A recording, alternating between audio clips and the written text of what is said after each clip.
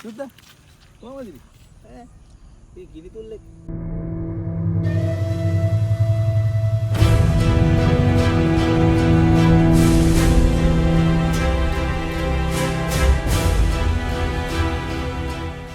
ලැබුවා වූ අලුත් අවුරුද්ද ඔයාලා හැමෝටම සුබම සුබ අලුත් අවුරුද්දක් වෙන්න කියලා ප්‍රාර්ථනා කරනවා.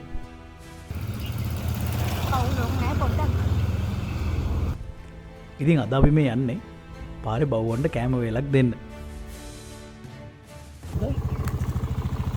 බඩගිනි පාරටම වැටිලා නේ ඔයා. ඉතින් අද මොකද විශේෂයෙන් යන්නේ? ඔයාලා හැමෝම දන්නවා අලුත් අවුරුද්දට කඩවල් වහනවා. ඉස්කෝල වහනවා. ඒ වගේම ගොඩක් ආයතනත් වහනවා. ඉතින් ඒ තැන් වලින් කෑම ගන්න පුරුදුලා ඉන්න අහිංසක බවුන්ට කෑම දෙන්න කෙනෙක් නැති වෙනවා. ඉතින් ඒ අහිංසකයන්ට කෑම වේලක් අරගෙන තමයි අපි මේ යන්නේ. ඉතින් ඔයාලගෙනුත් කරන්න ඉල්ලීමක් තියෙනවා. මේ දවස්වල මේ වගේ අහිංසකයෙක් දැක්කොත් කෑම වේලක් දෙන්නත් අමතක කරන්න එපා. මොනවද කියන්නේ? ඇයි කෑම පරක්කුයි. කලු කෑම පරක්කු. පුරු කියන්න එපා. ඊයේ කන්න දුන්නා හවස මේ වෙලාවටම. මොකද වෙනදට වඩා ඒ කෑම වේල මේ දවස්වල යාලට ගොඩාක් වටිනවා. ඉතින් ඒ වගේම තවත් එක ඉල්ලීමක් තියෙනවා. මේ දවස්වල ගොඩක් අය කරන දෙයක් තමයි රතිඤ්ඤා දාන එක. ඉතින් ඒ රතිඤ්ඤා දාන හින්දා මෙයාලා ගොඩාක් කලබල වෙලා ඉන්නේ. මෙයාලා විතරක් නෙවෙයි අනෙත් සත්තුත් ගොඩාක් කලබල වෙලා.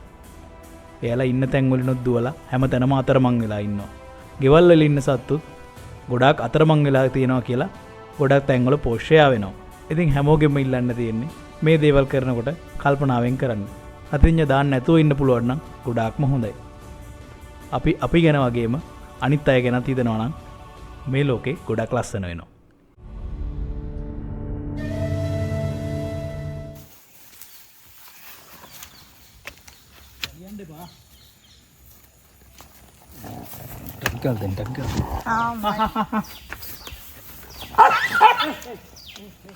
ඉතින් මෙතන මේ ඉන්න චූටි පැටියා අතරමං වෙච්ච පැටියෙක්.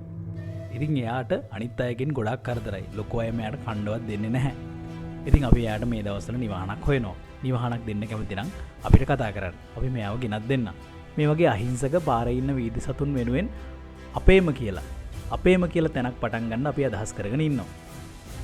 ඉතින් එයාලා වෙනුවෙන් තැනෙන ප්‍රතිකාර මධ්‍යස්ථානයක් අපි මේ අවුරුද්දේ ආරම්භ කරන්න බලාපොරොත්තු වෙනවා. ඉතින් ඒකට ඔයාලා හැමෝම අපිට උදව් කරයි කියලා අපි බලාපොරොත්තු වෙනවා.